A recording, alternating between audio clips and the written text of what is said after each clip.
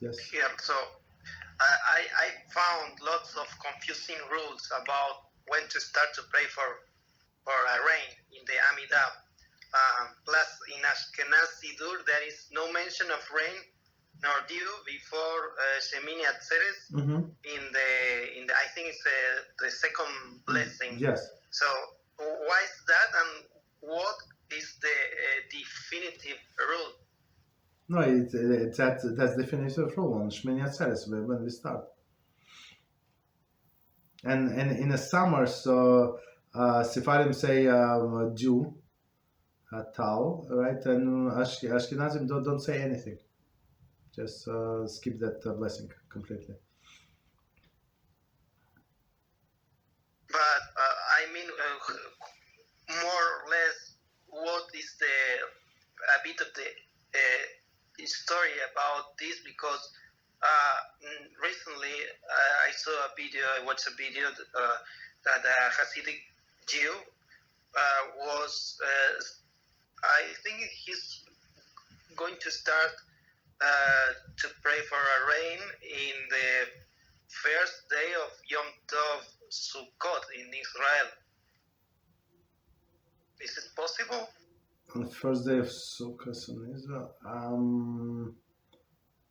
I'm not sure. I don't know. I mean, he can do whatever he wants, but I don't think so. No, we do. He said that is going to only stay the first day in the Sukkah, but not the next days, because the first day he's going to pray for a rain, so he's going to expect rain the next day, being inside the Sukkah. So I also read that there are many, like a big history about when to pray and where to pray, if it is inside Eretz Israel or outside Eretz Israel. So it depends when the rain is needed. Yes. So that's the second part. So we in exile switch on the 4th or 5th of December, depends on the year.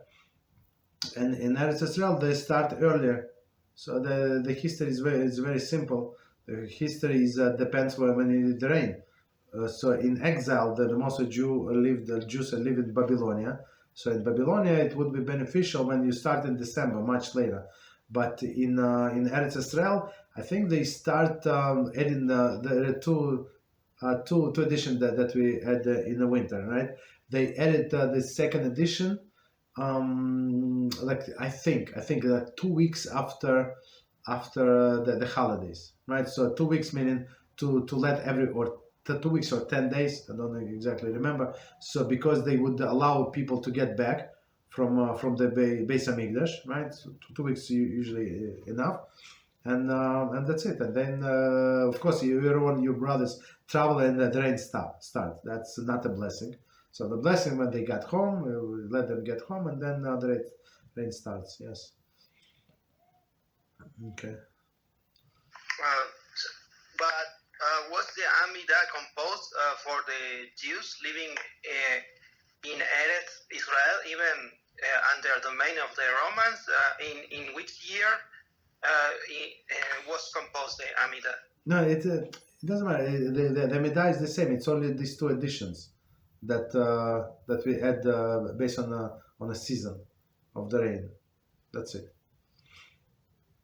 So the additions are the same, but it's the only difference of your location. So if you're in Israel, you add on this date.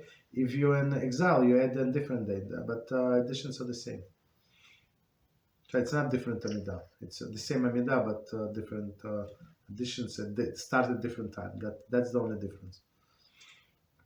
But aren't all our prayers based in Eretz Israel? Meaning, I am here in the southern hemisphere. So I pray. What do I pray? Rain in my place or rain in Eretz Israel? According to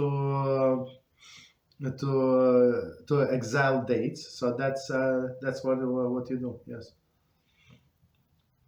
So I have to pray for a rain in my location? Yes. No, you just pray for rain. So rain is in general. So what is rain? Rain is a sustenance. So if you have a drought, there is no food. That's not good, right?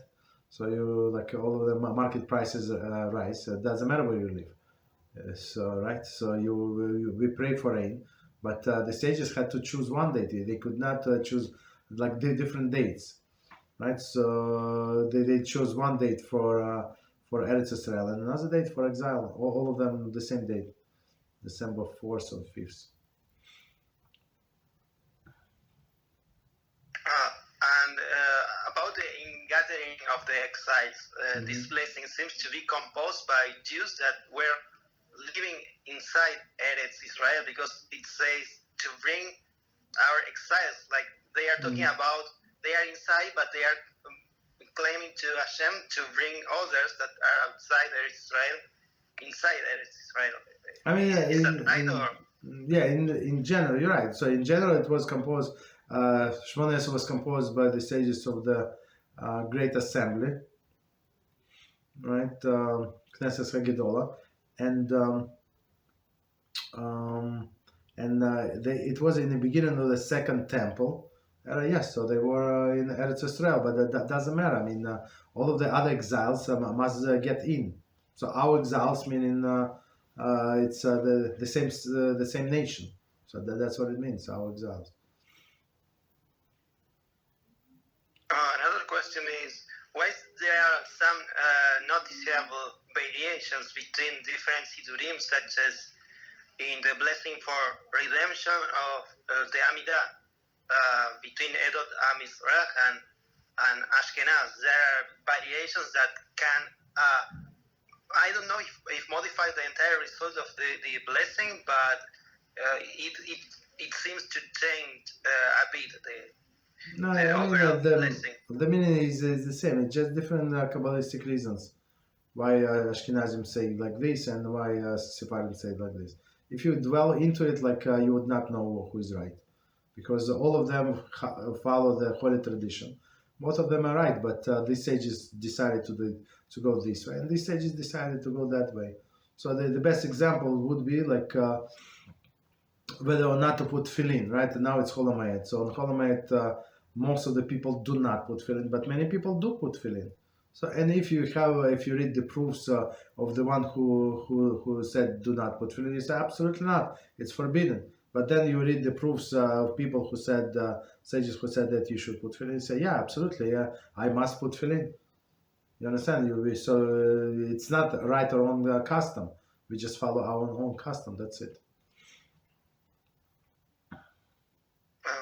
And the same idea everywhere. It's not like one is wrong, and just because when it says the psukim what it says, that we see that these people, this custom is right, this is wrong. Absolutely not. Of course not. Okay. This case in particular is about this blessing of redemption, and in the Ashkenaz it says, see our affliction. It starts like that, and in Edot Amizrach, it says, look, please, upon our affliction. Like it's added please. And in Ashkenaz, it says only see our affliction, but it is not saying please see our affliction. Okay. So, I mean, that's they have holy reasons what to say in this way. Of course, it's not because one being polite or more polite than the other. It has nothing to do with that. Maybe it's verses from different prophets. I don't know. Finally, in between quotes, your name, it's in Hebrew, the name of Hashem. Yeah. It says pronounced as Shimcha or Shemcha, because I heard two versions of your name Hashem. One is Shimcha and the other is Shemcha. I don't know what's the correct one, because I don't find I'm not finding any transliteration on the internet. It's very, very hard to see how the prayers are pronounced. But if you look at the Siddur, all of these vowels should be there, Nick. Nikuds. Should be there. Oh, yeah. And my smart Siddur is only in Hebrew, but there is no transliteration, and there is a Bing translator, but it's not very accurate how to. Okay, so send me. Okay, I guess send me the line. I'm going to tell you how to pronounce. Okay, so that's you can do that. Okay, thank you. You're welcome.